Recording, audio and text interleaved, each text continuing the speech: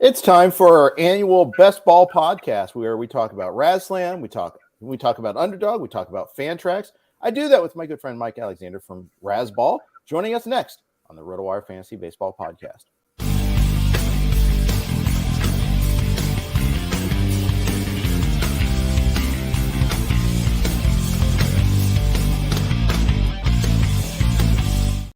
Hey, everybody. Welcome to the RotoWire Fantasy Baseball podcast. I'm Jeff Erickson. I'm with Mike Alexander from RazzBall.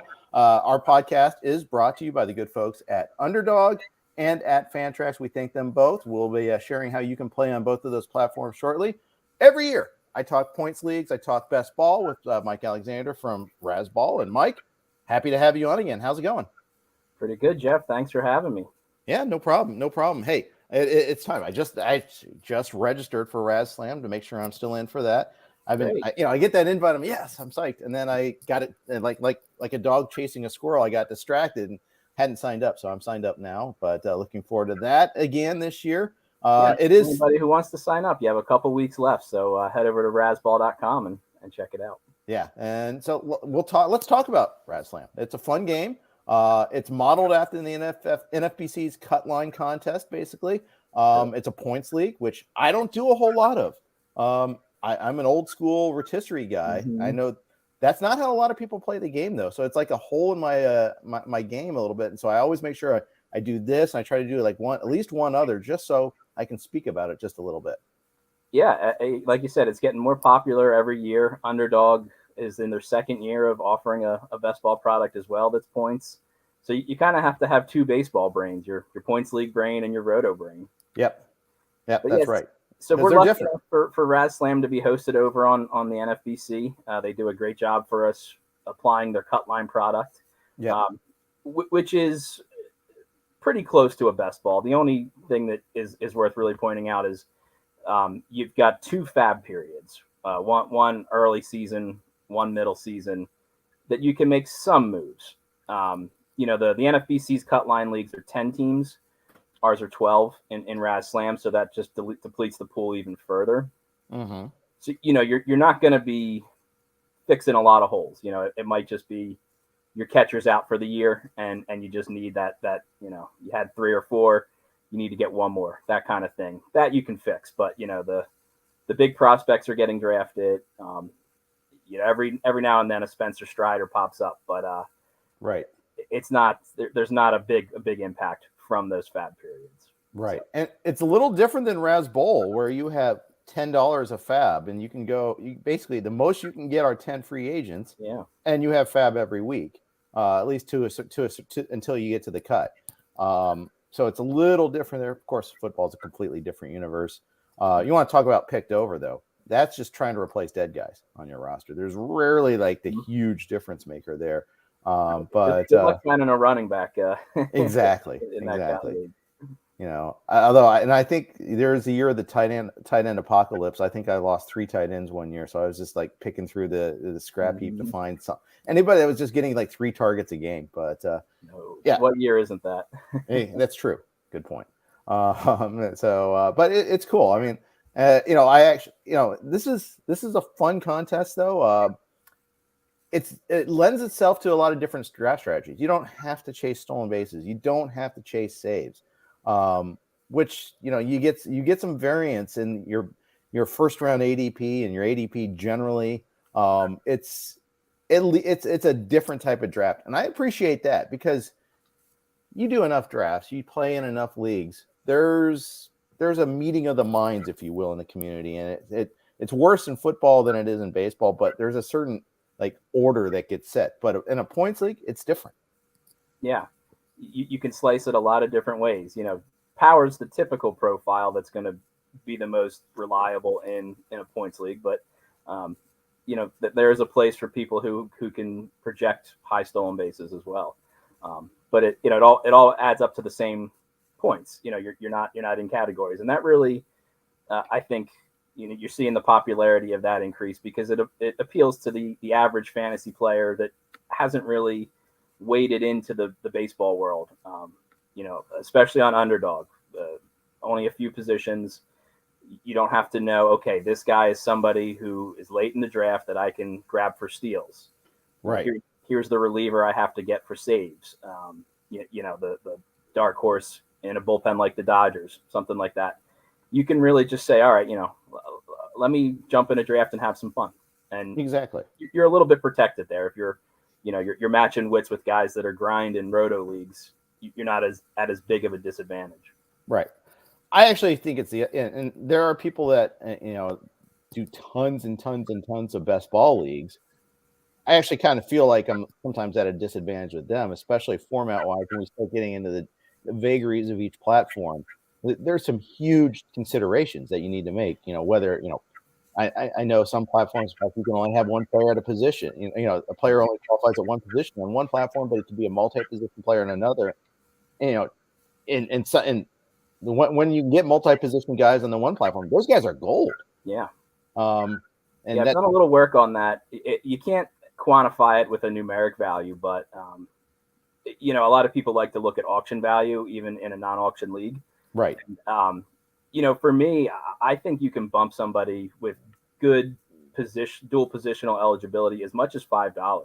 Yeah. In your auction values, which most people, the traditional thinking is, it's $1 maybe. Maybe if it's a catcher, a little bit more, but I think really solid like 3-position eligibilities. Guys like Melendez and Varsho with catcher, I think you want to go almost as much as $5. Yeah, especially if if the implication is the playing time with Varsho and Melendez too, because the vast majority of those times are going to be in the outfield too. So you don't even have that's the dream. You want the guy playing a position with catcher eligibility. They don't have the wear and tear of catcher, because that beats you up. Does Varsho get to 20 games this year at catcher? Is this the last year we have him available at catcher to us? I think he probably needs some kind of event there, whether it's an injury or a severe slump from like Jansen or something like that, where they just got to give maybe Jansen a break from some at bats. But it's going to be close. It'll be interesting. It will be. I am kind of curious there. I think Melendez does get there.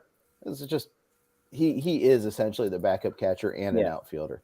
DH Sal. Yeah, exactly.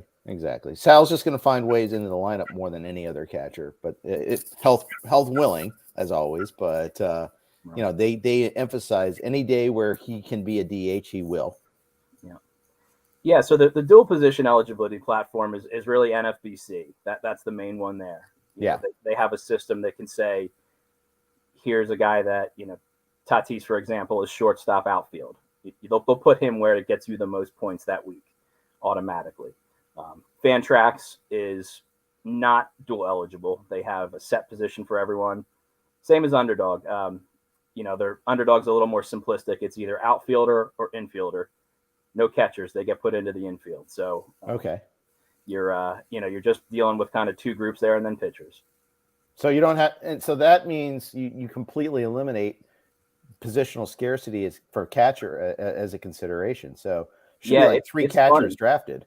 Yeah, maybe a few more than 3, but it's funny seeing the names that you're used to, guys that are top 100 players, even top 50 with the top catchers. They're way down that list. Sure. And a few of them are still good real life players and can be considered an infielder in this setting. But you don't chase that. You don't chase the stolen base guys that get pushed way up. It's especially on Underdog, it's power and it's on base. Those are the things that are gonna really provide you consistent scoring. Yeah. So that's huge. Let's jump into RazzSlam. That's the first contest. Let's dive into the details on that. As you said, it's hosted on the NFBC, which means their positional eligibility rules kick in. It's modeled after their cut line contest.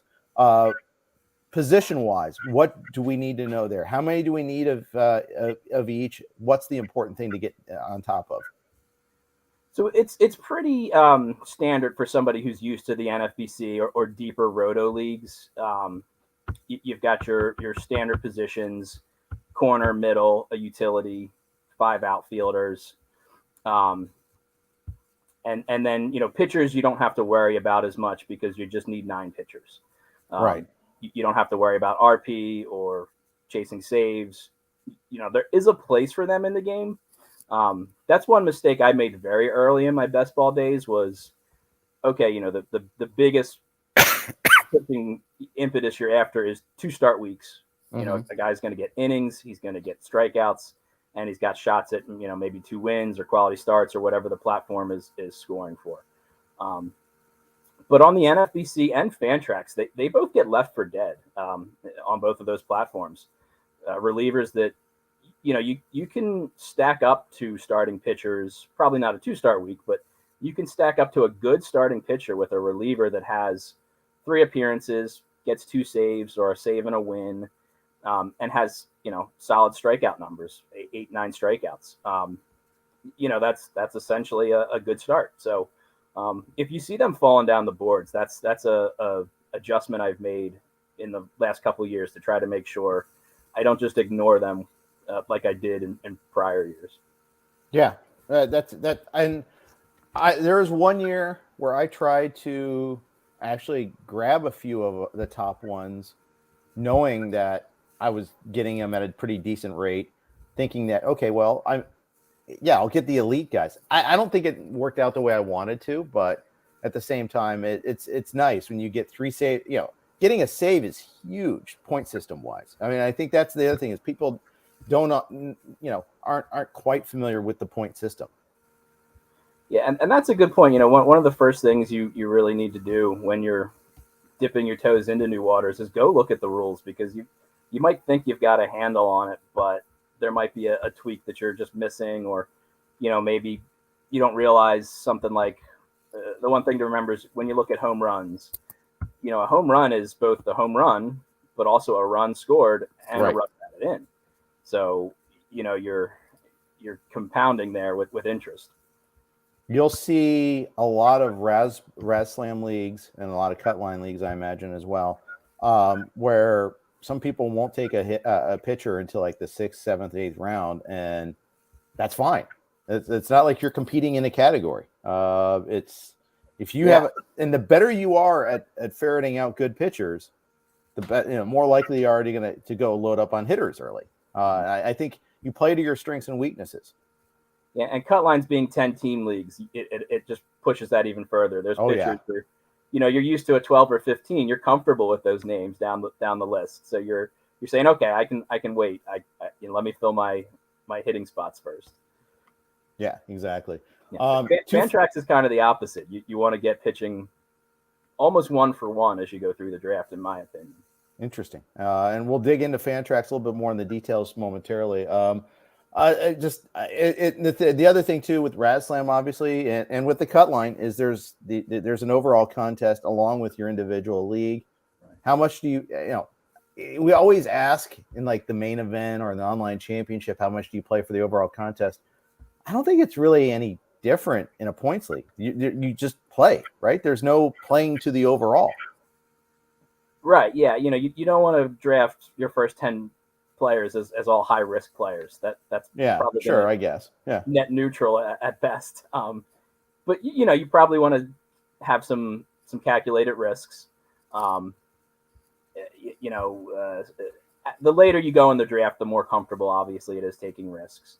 Sure. And both in cut line leagues and in RazzSlam, the impetus of RazzSlam is to kind of say, who's the best drafter? We're getting together analysts and some fans and people who've won RazzBall commenter leagues, get an automatic invitation, things like that.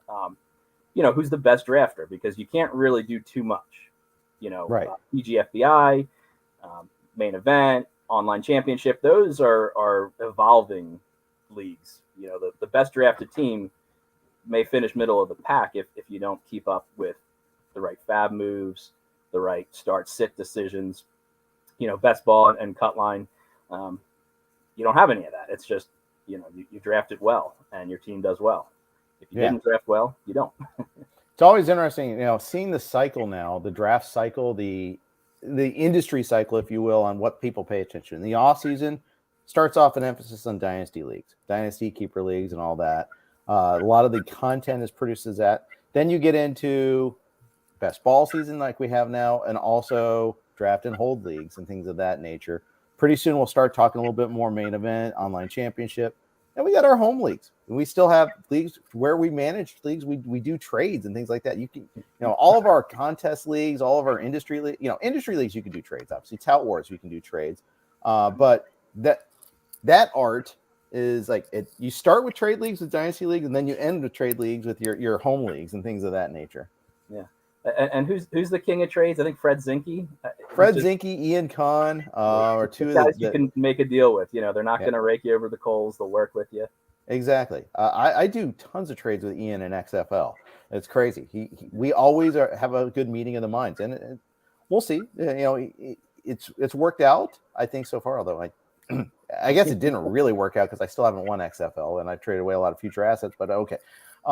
Ian's a guy. If you pick up his phone call, you have to be a little skeptical. Like, why does he want this guy more than I do? What does he know that I don't? Yeah, it's true. There's sometimes I haven't even been thinking about doing this trade. He's always thinking about trades. That's the other thing. Yeah. It's a beautiful mind. I'm impressed. Just to have the bandwidth to be able to do that. I'm always at a soccer tournament or something with my kid, and all of a sudden I get a call. Hey, let me pull up on my phone. All right. Oh yeah. Okay, that makes sense. Okay, let's do it. It's always one of those sort of things. Yeah, but we get it done. I trade well with him. Fred, it's easy to make a trade with him. Scott Pianowski, another person, makes a lot of trades. I play in every sport, every type of format with Scott. Scott plays everything. It's great. Yeah. I guess I play everything too, I suppose. Yeah, and then just the scoring for RazzSlam again, is the cut line. Yep. It's slightly different, the NFBC's best ball, than just straight points.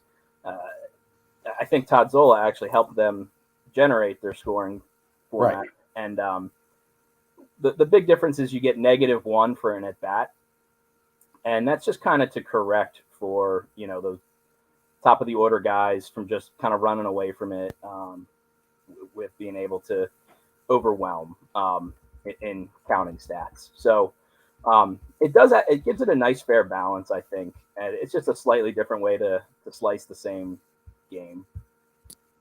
True. It's brutal though when it goes through, when you get that top of the order guy that's going through an epic slump. Won't be using him this week. Yeah. But and that's usually one of your top draft picks too. That's the other thing that makes it pretty bad. We're gonna move on and talk Underdog, but first, a quick note from our friends at Underdog. Fantasy baseball season is underway, and there's no better place to play than Underdog Fantasy, the easiest place to play fantasy baseball. Right now, Underdog has MLB best ball tournaments live, including the Dinger, which has $500,000 in total prizes. In best ball, all you do is join a contest, draft your team, and that's it. There are no waivers, no trades, and no in-season management. Draft 20 rounds of players and get the best cumulative scores in your lineup. 3 pitchers, 3 infielders, 3 outfielders, and 1 flex each week of the regular season. Getting started is simple. Go to UnderdogFantasy.com, sign up with promo code RWMLB, and not only will Underdog double your initial deposit up to $100, but you'll also get 6 months of our RotoWire subscription for free. Again, that's Underdog Fantasy. Promo code RWMLB. Draft your $100,000 Dinger team today. Also, our podcasts are hosted on the Blue Wire Network. We play their ads as a consequence of that. Here they are. Thank you for your indulgence in playing those ads. Let's talk Underdog. Underdog, like you said, this is their second year in the market for this. It's rapidly growing. We're seeing huge interest from people playing in Underdog leagues. They sponsor our podcast during draft season.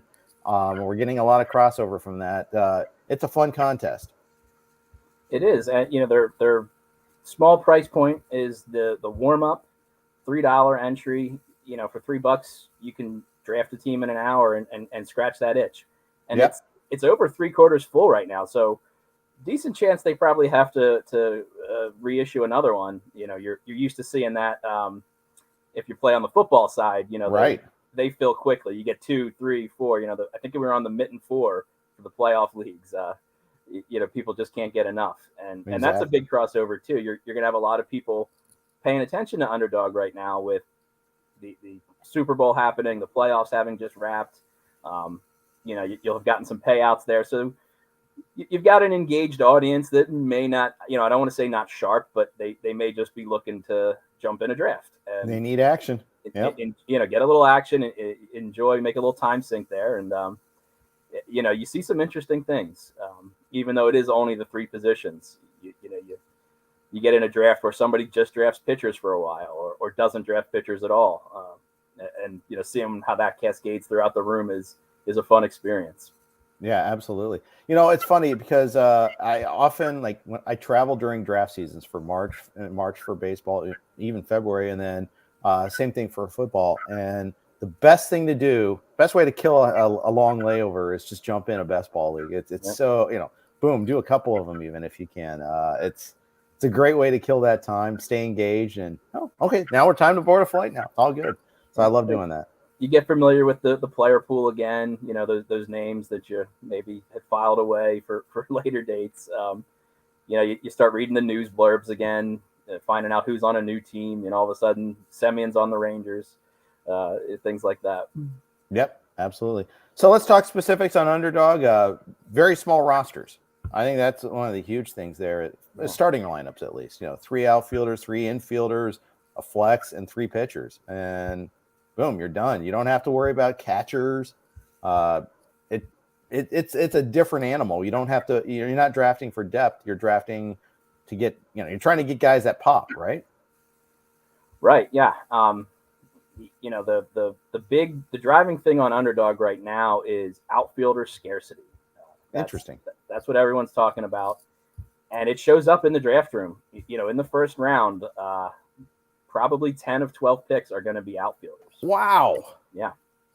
The pool falls off dramatically. We know there's an outfielder cliff, but with just 3, it's kind of an interesting shift because you got to get those elite guys.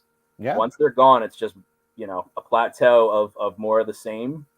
So if I can get 2 good ones, then I can deal with that 3rd spot. And consequently, infield goes very deep. You see names that you're not used to seeing in the hundreds, in the 200s even. Tim Anderson is a name that always catches me off guard. He's way down the list. Brandon Lau, Gleyber Torres, guys that, on NFBC, you're drafting probably around pick 100, maybe a little earlier. Yeah. You're getting them at 150, 200, and even into the 200s, some of these names. Yeah, well, if you think about it, I guess it makes sense. You need 3 guys, and you're pulling from 3 positions with no multi-position eligibility. Whereas infielder, you need 3 guys that you're pulling from 5 positions. Correct. So, and then pitchers, obviously, they're copious. So you get that there. I could see. I feel like it's almost like wide receiver in football. I could see people going. In these best ball leagues, it's pretty trendy to go wide receiver, pass catcher heavy, and wait on running backs. It seems like that the analog to that is wait on infielders. Yeah, that is kind of the zero infielder strategy. Yeah. And the distinction to make when playing on any of these platforms, but particularly Underdog, is the contest you're in. Are you in one of the overall contests? Yeah. And that's going to determine a lot of your strategy. Because if you're jumping in they have all the way from 2- and 3-man leagues, they have 6-man leagues, 12-team leagues, just that are island leagues that you can just jump in and have, first, second, and if it's a bigger one, a 3rd payout, versus the big overalls, the warm up, and the dinger and the bigger contests where you've got to advance. You're not just trying to win a league, you're trying to advance. Weeks 1 through 18 are the regular season. Then you're going into the 3 playoff periods. Right. So you're not just trying to have a good season. You're trying to have a good season and a good playoffs, because the money is at the end in the final period. So right. You might break even by advancing, but the big conversation around that is, I think, going to heat up a lot is, what do you do at pitcher? Again, 2 start weeks, that's what you're after at pitcher. That's going to, a guy that can have 2 starts can just double up another pitcher in theory. So the conventional thinking had been, I probably want to grab 7, 8 pitchers. Some people were grabbing 9 pitchers. Let me get as many bullets as I can for 2 start weeks. Right. a couple of the Underdog guys that are on the baseball side of their content. His handles at baseball and Too Much Tuma. They've been doing some work where they're showing actually the usefulness of those last 2 or 3 pitchers you're drafting is not equivalent to what you could get out of another position player. Interesting. When you think about it, the early pitchers taken are SP1s, SP2s in their rotations. They're the guys that get 2 start weeks. They're the guys with trust from managers that are going to let them go 5, 6, 7 innings, maybe further. Versus a guy who's an SP4 and is going to, maybe get skipped in the rotation here and there, going to have a quicker hook. They don't want them going the 3rd time through the order and that kind of thing. So you're not really getting enough equity out of that guy, that late pitcher. So they've been publishing some stuff on Twitter and on their pod about drafting 5 SPs. And it feels kind of weird, but I'll equate it to football where, you don't want to draft 3 quarterbacks in a best ball league. You're just kind of dead money. It feels safe. Okay, if I don't have a quarterback, I can't compete. But you're drafting a guy who's probably not even a starter or, a bottom 5 starter if you're taking a 3rd quarterback in a football league. You've just given away that pick. You get no value out of it. You're better off chancing a wide receiver or a running back, somebody who could luck into playing time. Let me ask, on the baseball equivalent, like starting pitcher equivalent, what if you employed a strategy where you're waiting on starting pitchers a little bit more so you don't have as many aces, so thus you feel like you need to make it up in volume? So that is a strategy people employ. They don't go for the aces. They do want to try to say, okay, I probably need 7 or 8. I've got better position players, so I don't need as many guys to rotate through my rotation. Mm-hmm. Well, rotation's a bad word because we're talking hitters. In my starting lineup, the thing about hitting though is just in nature, it's up and down. It's very up and down. So you've got a lot of guys that have a slump, and even the best players have a slump. Pitchers can still, you can have a bad night and still get 5 strikeouts in a win. So I think the nature of pitching is a little more friendly to being usable for the better pitchers. So you can cut it any way you want. All strategies are valid. But baseball was looking at advance rates, over expectation, and less pitchers had a better advance rate over expectation. Right. Makes sense. Your goal there is to hit on your 5, get those right. And then hitters can, any number of factors for a hitter can bump them into your lineup. A hot streak, they get to play at Coors for a stretch. It's that kind of thing where all of a sudden they hit 1 home run. That's 14 points when you add in the run and the RBI. Right. That's a huge. Good start for a pitcher. Absolutely. So. Now, is there any normalizing for number of games, or is it just, is there a huge advantage? Like, hey, this guy's got a 7-game week. This guy's got the dreaded 5-game week. I mean, you're not obviously setting lineups, but do they count them the same, or is there is a limit on games played for a given week? No, I don't believe so. It's just whoever has the most points that week. So some people are starting to look at the playoff periods and trying to look, okay, here's teams that are having more games. I think that's a little bit of a dangerous game where, I might make that a tiebreaker, move somebody slightly ahead of the other one. But, that depends on the player you are. People do that in the NFL best ball world as well, where they say, okay, I got to get that Bills-Bengals game. And it's at the end of the season. It's going to have a lot of implications, and it's going to be high scoring. And sometimes that doesn't work out for you. Yeah, exactly. Oh, I see that all the time. Baseball, football all the time, and even baseball. Yeah, I agree. Rainouts happen, and all of a sudden that team that had 5 games has 7 after all. You adjust, or you thought, oh, this team was going to be great this year. No, they had 3 starting pitchers that got knocked out, so now you can use them, and you can use your hitters against them and all things like that. So yeah, I get it. I absolutely get it. How I think that is definitely, especially baseball, it's such a long game. Just ignore schedule. Well, and schedules. Speaking of schedules, we have a balanced schedule this year. instead of 19 games against every divisional foe, we have 13 games. We play the teams play every single team. You have a home in the interleague series. It's a home and away. One home this one year, away the next year. So it really kind of takes away some of the advantages for like the Central Division pitchers, for instance. Right. Yeah, and I like all the changes that baseball has made coming into this season. I think they're all good things for the game. They should make for a more exciting product, and isn't that what we're after? What we're after at the end of the day, just enjoyment. Yeah. So here's my thing. I don't really care so much about the pitch clock because when I'm at a game, I'm not in any hurry to get out of there. I'm enjoying myself. I'm relaxing.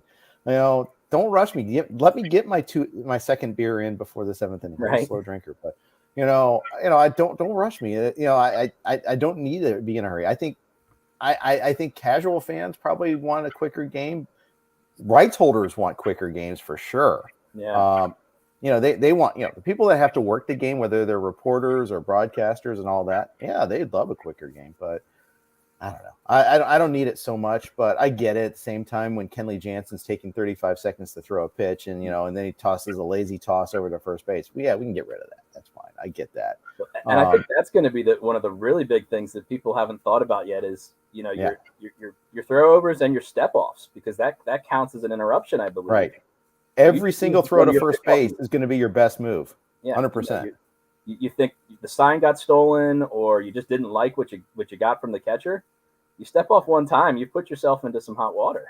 Yep. If you have a guy on base. So absolutely.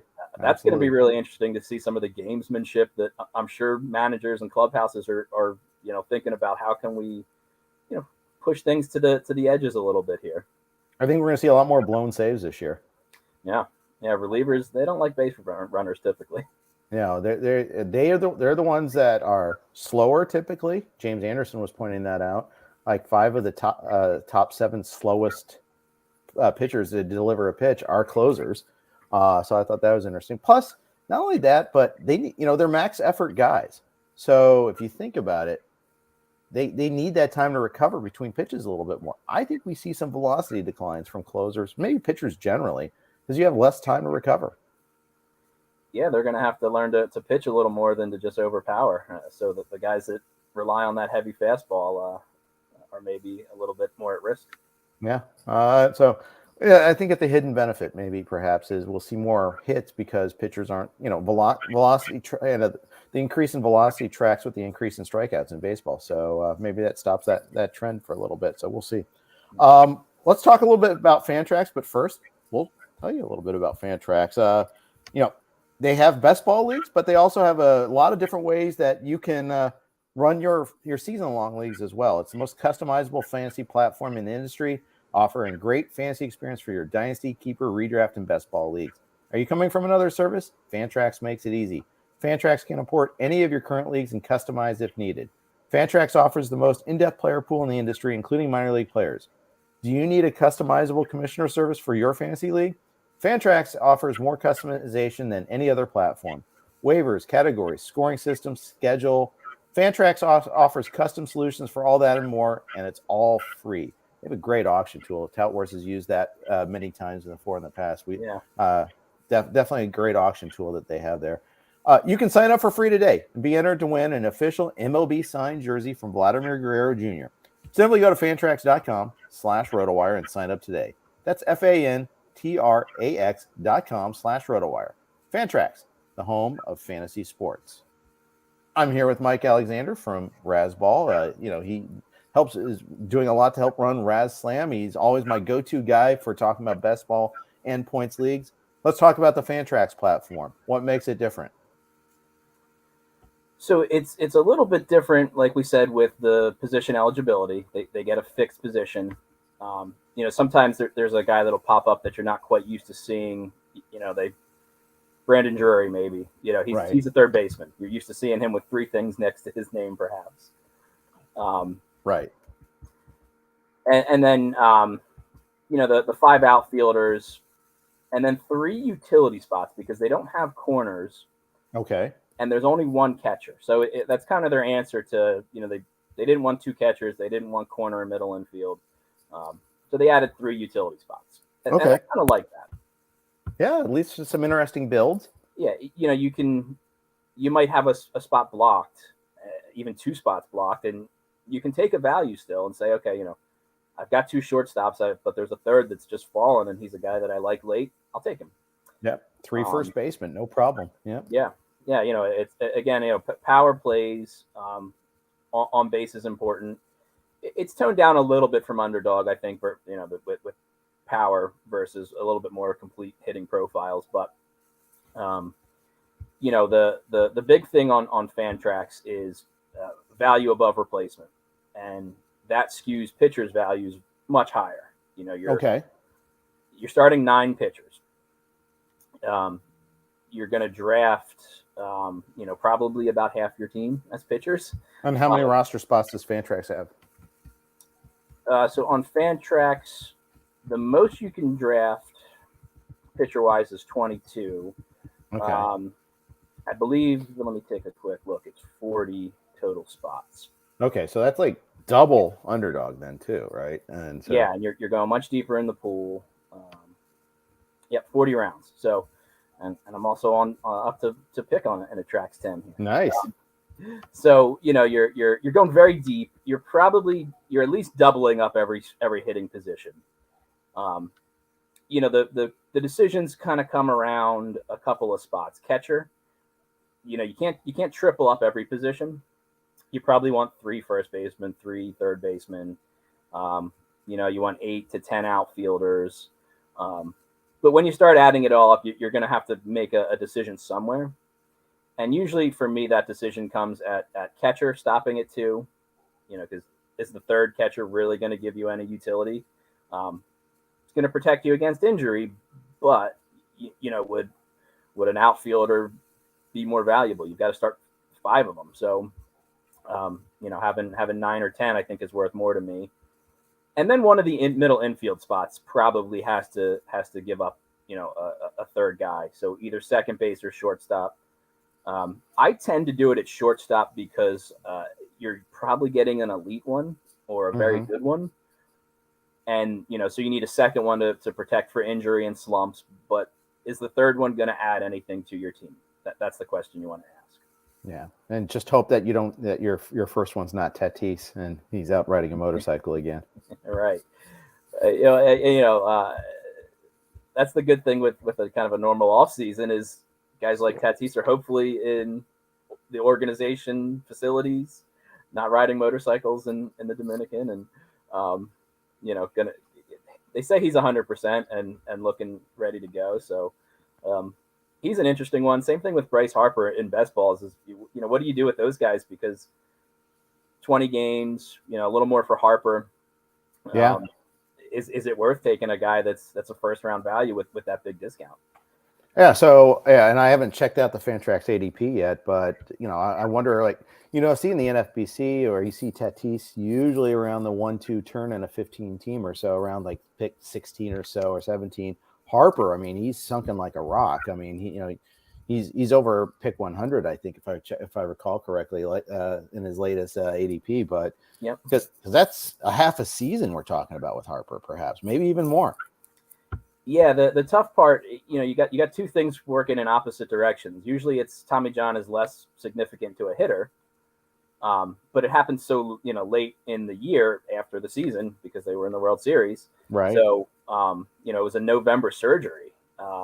Even without a really advanced timetable, that's still just a really long recovery.